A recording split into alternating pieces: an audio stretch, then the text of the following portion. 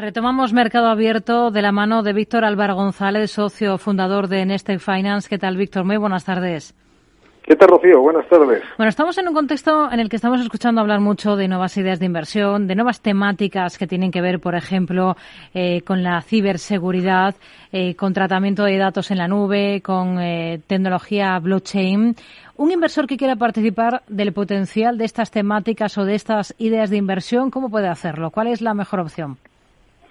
Bueno, tiene dos vías. Una, elegir alguna compañía o varias compañías, normalmente, claro, en mercados extranjeros, lo cual complica las cosas, y apostar por ellas invirtiendo en acciones de estas compañías, o utilizar ETF, que son lo que se llama fondos cotizados, son fondos de inversión, pero que además de en grandes índices también invierten en pequeños sectores, subsectores, etcétera.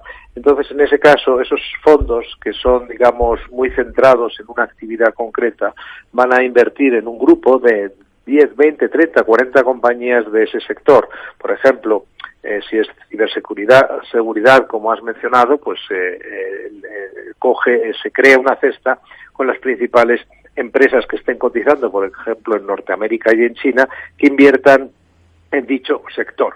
Y esto, en mi opinión, es mucho mejor que hacerlo vía eligiendo unas acciones, porque una cosa es elegir acciones de Amazon, una empresa muy conocida, etcétera, y otra, tener la capacidad de poder acertar a la hora de elegir acciones de compañías muy nuevas, con actividades muy nuevas, que realmente requieren mucho conocimiento. Entonces, la vía mejor, sin la menor duda, por lo menos sin que yo tenga la menor duda al respecto, es hacerlo utilizando ETFs que invierten en esto, igual que pueden haber invertido en su día en biotecnología. Por ejemplo, en el caso de la biotecnología, ¿cómo sabes quién va a conseguir la siguiente gran patente? Es muy difícil, hay que estar muy metido. Entonces, el hecho de hacerlo con una cesta de las compañías más importantes, de esas compañías que investigan en biotecnología, en cierto modo garantiza que participarás en esa, por decir así, en esos de los beneficios de esos avances, y no, digamos, meter todos los huevos en la misma cesta o realmente comprar uno solo y que luego te salga malo, ¿no? Pero ¿cómo funcionan exactamente estos productos, los ETFs, y sobre todo por qué en España se usan menos como producto de inversión que en otros países de nuestro entorno? Bueno, en otros países de nuestro entorno, para que te hagas una idea, en Estados Unidos ya el 50% de los fondos de inversión o son fondos indexados o son sobre todo ETFs. El 50%, de hecho más del 50%, más de la mitad de todo el dinero que va a fondos de inversión en Estados Unidos se hace a través de ETFs, mientras que en Europa estamos hablando de 20 y tantos % con fondos indexados incluidos, mientras que en España, vamos, si llegamos al 2% o al 1 y pico, ya estamos tirando para arriba, ¿no? ¿Por qué ocurre esto? Bueno, ocurre simple y llanamente porque hay unas barreras de entrada, es decir, sin entrar a por qué o por qué se hace o a quién se trata de beneficiar. En cualquier caso, la realidad es que en España los ETF tienen una desventaja fiscal con respecto a los fondos de inversión tradicionales, porque son también fondos de inversión los ETF. ¿Y cuál es? Con fondos tradicionales, cuando tú vendes un fondo, que es decir, cuando traspasas un fondo a otro, no afloras plusvalías, no pasas por Hacienda, no tienes que pagar impuestos. Los pagas, pero cuando finalmente liquides la inversión, mientras que cuando tú compras y vendes un ETF para comprar otro, pues es como con las acciones, tienes que declarar esa plusvalía. Claro, habiendo unos productos que tienen esa ventaja fiscal, pues lógicamente eso facilita mucho que evitar la entrada, por decir así, esa discriminación de los ETF facilita o impide su entrada en el circuito general de la inversión.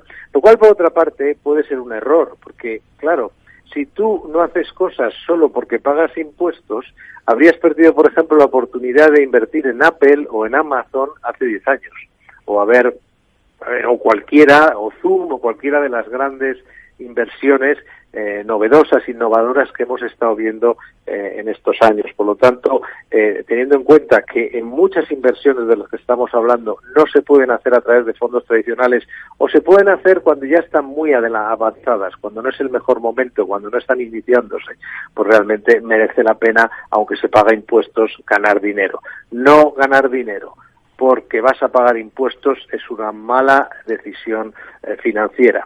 Y también decía que estos ETF, me preguntabas cómo son, pues son fondos de inversión pero como de tercera generación, porque por eso se están comiendo el mercado. Claro, si se lo comen así en España, los bancos tendrían que cerrar, porque imagínate si la gente pudiera acceder a los ETF en las mismas condiciones que a los fondos, pagando un 80% menos de comisión. Primera cuestión, son mucho más baratos.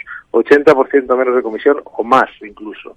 Luego, liquidez inmediata, no tienes que comprar para comprar y vender un fondo y liquidarlo y tener el dinero en cuenta, pueden pasar días, mientras que con un ETF es como las acciones, casi inmediato.